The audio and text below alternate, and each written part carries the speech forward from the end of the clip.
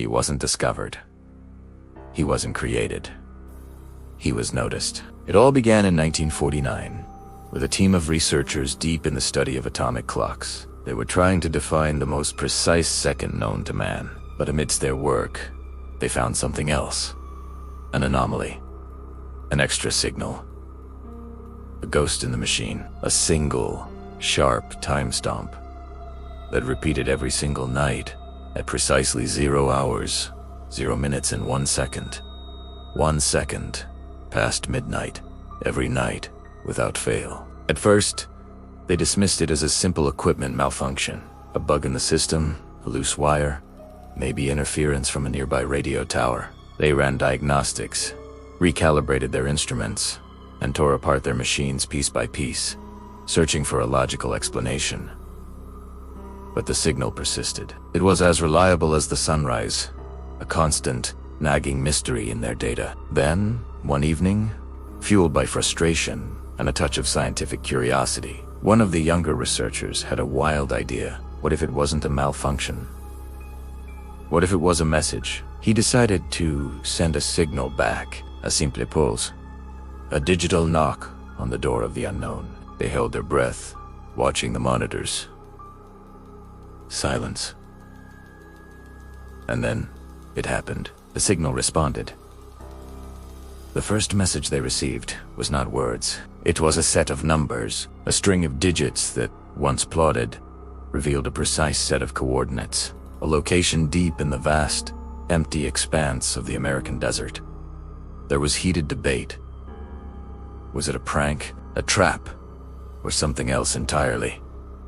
In the end, curiosity won out. A small, heavily armed team was dispatched, venturing into the desolate landscape with a mix of skepticism and palpable fear. When they arrived at the coordinates, there was no technology, no transmitter, no obvious source for the signals.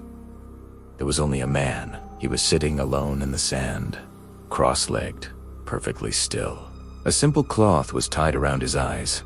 A blindfold against the harsh desert sun, his chest rose and fell in a slow, impossibly steady rhythm. It was as if he was counting seconds with his very lungs, each breath a perfect, measured tick. Cautiously, the team approached him.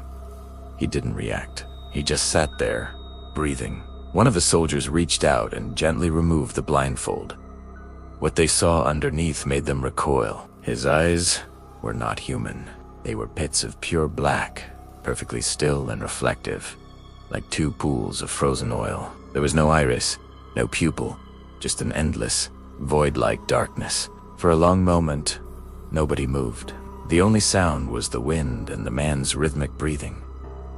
Then, his lips parted, and he spoke. His voice was raspy from disuse, yet it carried an unnerving authority. He spoke only one sentence. "Time asked me to speak for it. You're late." "You're late." He was immediately taken into custody. Throughout the entire process, he showed no resistance. He didn't fight. He didn't argue. He simply complied, moving with a detached, serene grace that was more unsettling than any struggle would have been. They brought him to a secure, windowless facility, a place designed to hold the world's most dangerous secrets. They called him Subject Zero, but in their hushed whispers, they called him the timeteller. In his cell, his strange behavior continued. He never slept.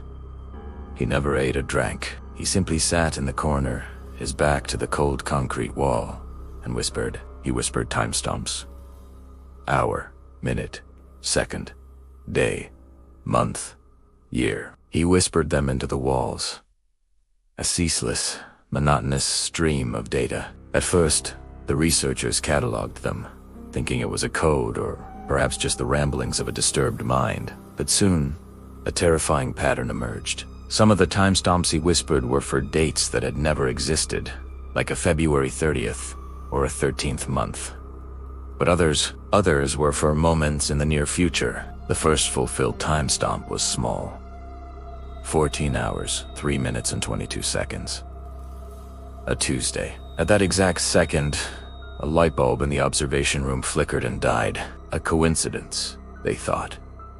The second was a power surge that knocked out a specific sector of the facility at the precise moment he had whispered weeks before. More coincidences. But they kept happening. A minor earthquake. A political scandal breaking. A stock market crash. Every prediction he whispered came true. Every single one. After the 70-second fulfilled time stamp. A major catastrophe that was averted only because they had heeded his whispered warning. The researchers decided he was too dangerous. Too powerful. The knowledge he held was a threat to the natural order of things. They had to silence him. They failed. They tried soundproof rooms, but recordings still mysteriously captured his voice, clear as day, even when surveillance footage showed his mouth wasn't moving. They tried sedatives, but the chemicals had no effect. His rhythmic breathing never faltered. His whispered timestamps never ceased. That's when things escalated. Clocks within a 2-kilometer radius of his cell began to desynchronize. Digital displays flashed random numbers. The hands of analog clocks would spin wildly, some running backwards, others stopping forever, frozen on a single, meaningless moment. Time itself was breaking down around him. And then the disappearances began. It started with a guard who tried to mock him, yelling over his whispers. The timeteller paused, looked directly at the camera in his cell with those black oil eyes, and whispered a new time stamp, the exact time, down to the second of the guard's next shift. When that moment arrived, the guard simply vanished. There was no scream, no sound, no struggle. One moment he was there, standing his post, and the next, there was just absence. It happened again with a researcher who tried to interrupt an experiment. He whispered their timestamp, and they too were gone. They were erased from existence. Panic gripped the facility. He wasn't just predicting time anymore. He was commanding it. He was a weapon, a living paradox. They could neither understand nor control. Security was tightened to an impossible degree. No one was allowed near his cell. His only contact with the world was the microphone that recorded his endless, horrifying whispers. Then one morning, the whispers stopped. An eerie silence filled the halls of the facility for the first time in months. A heavily armed team breached the cell, ready for anything, but it was empty. The high-security door was still locked from the outside. The reinforced concrete walls were intact. There was no sign of a breach, no bodies, no evidence of what had happened. There was only a single message, scratched into the concrete floor with what looked like a fingernail. It read, "Time doesn't need a teller anymore. It learned to speak on its own." He was never seen again.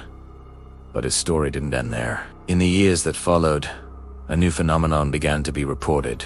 A strange, global occurrence. People from all walks of life, all over the world, began reporting the same thing. They would hear a whisper, a faint voice on the edge of hearing, right before a pivotal, life-changing moment. For some, it was a warning. I whispered, "Don't get on the bus just before a crash." For others, it was a countdown to a tragedy they couldn't prevent. And for many, it was just a date, a time they didn't understand, until it was too late.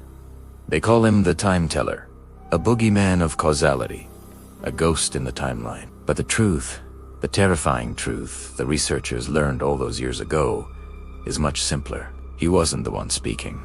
He was never the teller. He was just the first one to listen. And now, time is whispering to all of us. The only question is, are you paying attention? Thanks for watching. If you enjoy diving into mysteries like this, make sure to like, subscribe, and hit that notification bell so you don't miss our next exploration into the unknown. See you next time. See you next time.